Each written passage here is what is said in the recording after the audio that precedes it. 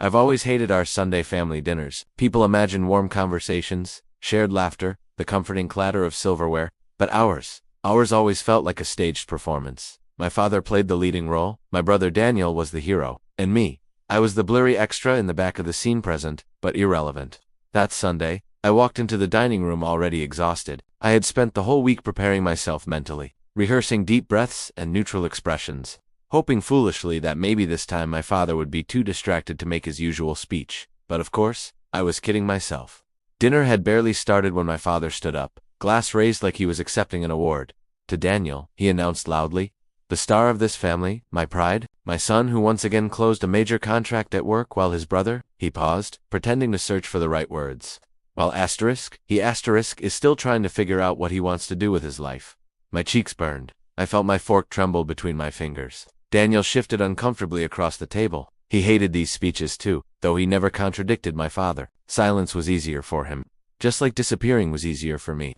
My mother cleared her throat softly, the warning signal she used whenever my father went too far. But he ignored her like he always did. He kept going. Daniel has always had discipline, focus, responsibility. Unlike others in this house who waste time on projects, dreams, he didn't say my name. He never needed to. I swallowed hard, trying to keep my voice steady. Dad, can we just eat? But he waved his hand dismissively. That tone. See, that's the problem. No respect, no ambition, no direction. My mother finally set her napkin down. Her eyes, which had been lowered all evening, suddenly looked sharp, almost burning. Enough, she said. My father blinked, surprised. She rarely raised her voice, but before he could answer, she stood up. Her chair scraped the floor, loud enough that even Daniel flinched. If you're going to praise one son and belittle the other, she said, then you better tell them the whole truth. My heart dropped. Daniel's eyes widened. My father stiffened. Marianne, he warned, sit down. But she didn't. She turned to Daniel first. Tell them what he did to you. The room froze. My pulse raced. I looked at Daniel, silently begging him to speak, though I didn't know what I was asking him to say.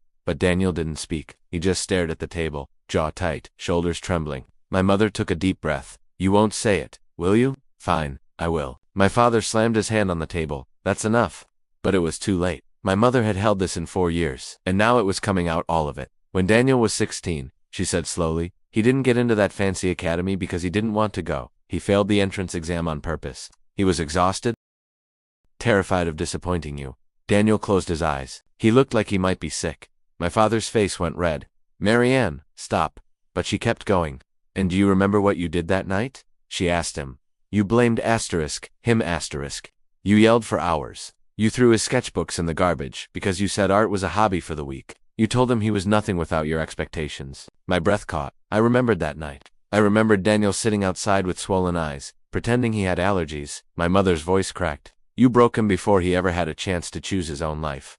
Silence crashed over the table. My father looked shocked, not because it wasn't true, but because someone finally dared to say it out loud. And, she continued, turning toward me now, before you start thinking your father favors Daniel because he's better, let me correct you. I stared at her, confused. What do you mean? She came around the table, put her hands on my shoulders. Your father doesn't praise Daniel because he's proud of him, she said softly. He praises him because he's guilty, because every time he looks at Daniel, he remembers what he did, and instead of apologizing, he tries to rewrite the past.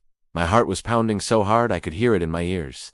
Daniel lifted his head, eyes filled with tears. I never wanted the praise, he said. His voice was shaking. It made me sick. I didn't want him to turn on you the way he turned on me. I swallowed, unable to speak. My father opened his mouth but no words came out. My mother looked at him one last time. Your sons are not mirrors for your ego, she said. And tonight, this ends. Then she sat down.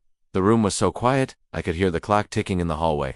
For the first time in my life, my father didn't say another word. Daniel turned to me. I'm sorry, he whispered, for letting him treat you like that. I should have defended you. I was just scared. I shook my head. No, you were surviving. He looked at me on for the first time. I didn't see the favorite son. I saw someone who had been trapped just like me, only in a different kind of cage. We both sat back, breathing slowly, while my father stared at his plate, silent and small. That night, for the first time, I wasn't the blurry extra. I wasn't invisible. The truth had finally rewritten the scene. And the family dinner, the one I always hated, into being the moment everything finally changed.